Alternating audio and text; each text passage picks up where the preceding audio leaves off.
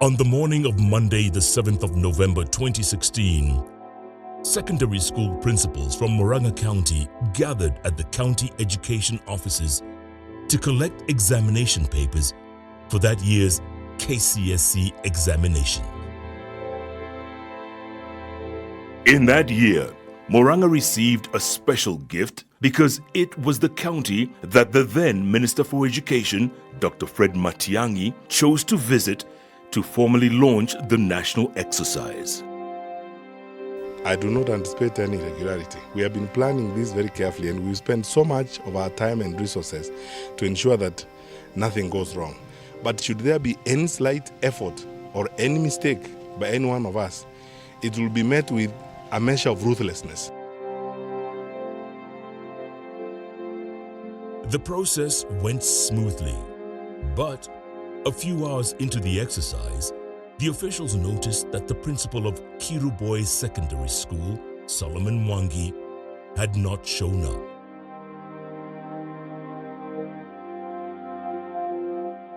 They tried to reach Solomon, but his phone was off. The officials called his wife, Jane Modhoni, who was herself a principal at Ishashiri Girls' School in Kiambu County. Jane said that she did not know where her husband was. The last time she had seen him was the previous evening when she dropped him near Thika. Jane immediately rushed to the county offices to join in the search for her husband.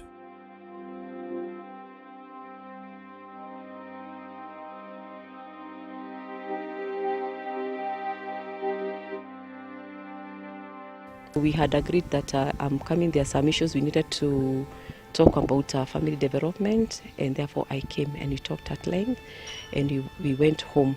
So there are some you know, what do you call them, developments we talk, and we do talk when there is no interruption.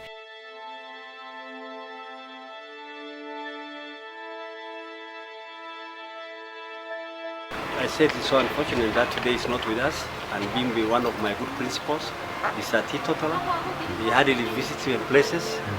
Solomon's disappearance caused shockwaves across the county, and a massive manhunt began.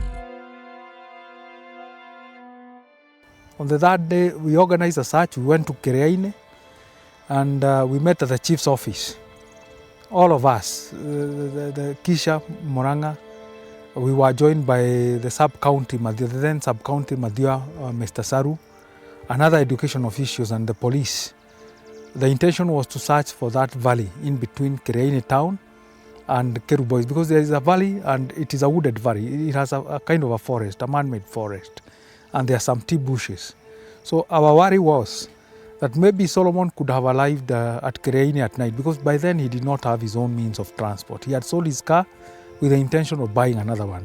So we thought, like, maybe this gentleman got to Kereine, and then maybe when walking to the school, he was waylaid or something like that.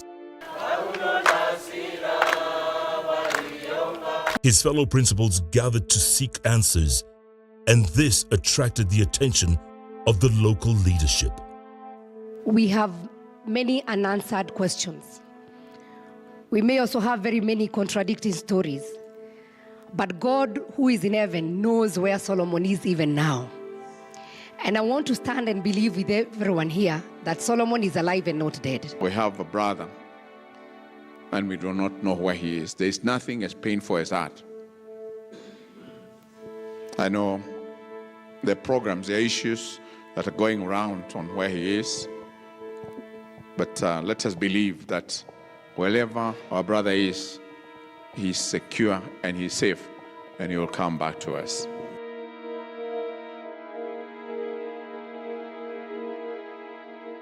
"5 days after Solomon went missing, his body was found at the Karakuta coffee plantation in Kiambu County.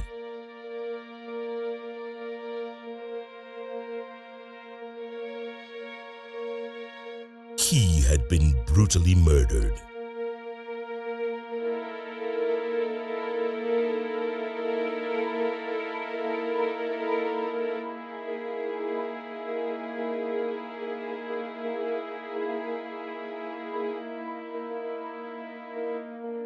we got information that a watchman in a farm, coffee plantation, came upon a dead body that looked mutilated.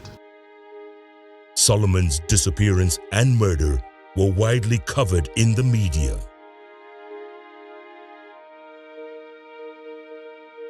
A few days after the discovery of Solomon's body, his wife, Jane Muthoni, was arrested. Jane was arraigned in court as a suspect in the murder. Muthoni was charged at the Murang'a High Court after Justice Waweru gave a nod to an application by the prosecution for her to be remanded for 14 days and a mental exam ordered. She'll be required to take a plea on the 29th of November 2016. Conducting investigations in this particular murder case, while the suspect is out, will jeopardize the investigations completely. The court granted a request from the police to allow them to continue holding Jane in custody for further investigations.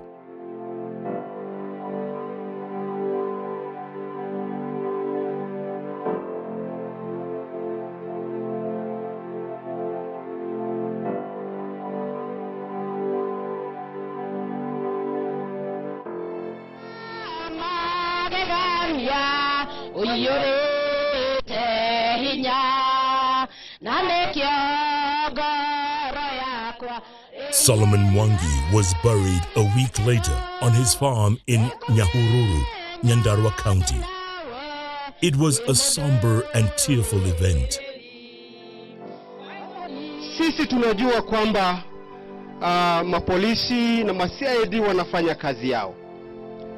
Lakini tunawauliza, please never leave a stone unturned. This is not an issue of Kuppet or KNT. This is the issue of all the teachers in the Republic of Independent Kenya. His wife Jane did not attend the burial as she was already in custody, and neither did her children or any member of her side of the family.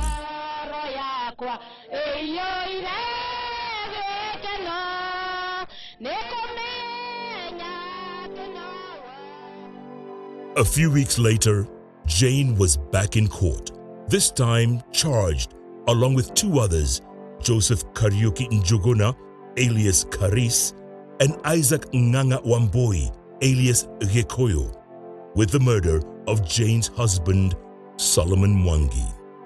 All three pleaded not guilty.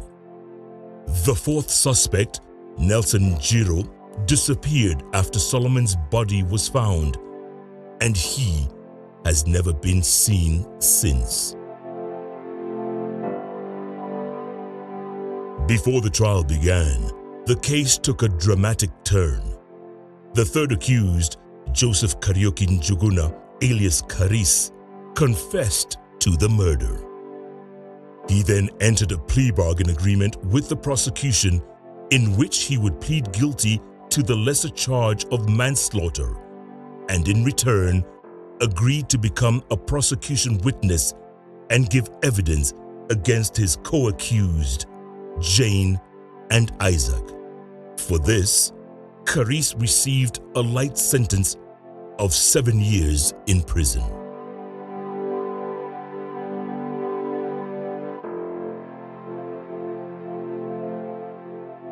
When the trial began, Karis spilled the beans.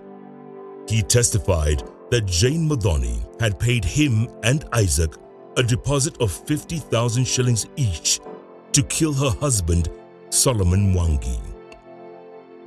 Karis narrated to the court a detailed account of how the murder was planned and executed. This evidence by Karis played a big role in the decision by the judge, Justice Joel Ndongo, to find Jane Muthoni and Isaac Nganga guilty of the murder of Solomon Mwangi. The killing here was not only premeditated, but it involved a high degree of planning. evidence showed that the first accused person was so intent on having her husband killed that she had arranged for several attempts to have him killed. The picture that emerges from the evidence is one of a depraved and vengeful spouse, not an accidental killer who poorly responded spontaneously to immediate circumstances. Having considered all the mitigating circumstances and aggravating circumstances, I'm of the view that a custodial sentence of 30 years for each of the two accused persons is the appropriate sentence. Consequently, in my view, a fit sentence that properly balances the mitigating circumstances with the aggravating circumstances is a sentence of 30 years imprisonment for each of the two accused persons. And I, accordingly, sentence each of the accused persons to that period.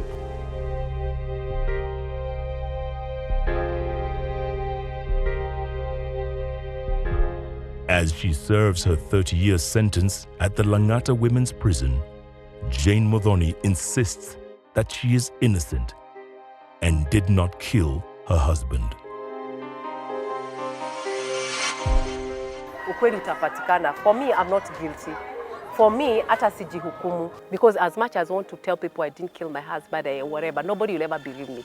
And I don't want to justify anything. This is not the time to justify myself. When Jane and Solomon continues tomorrow, we ask, who are Jane and Solomon?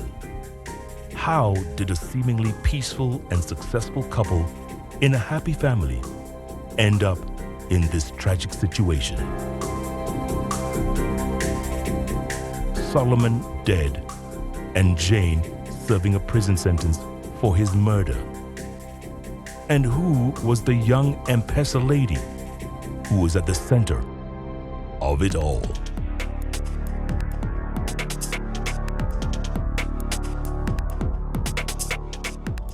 Jane and Solomon continues tomorrow at 9 p.m.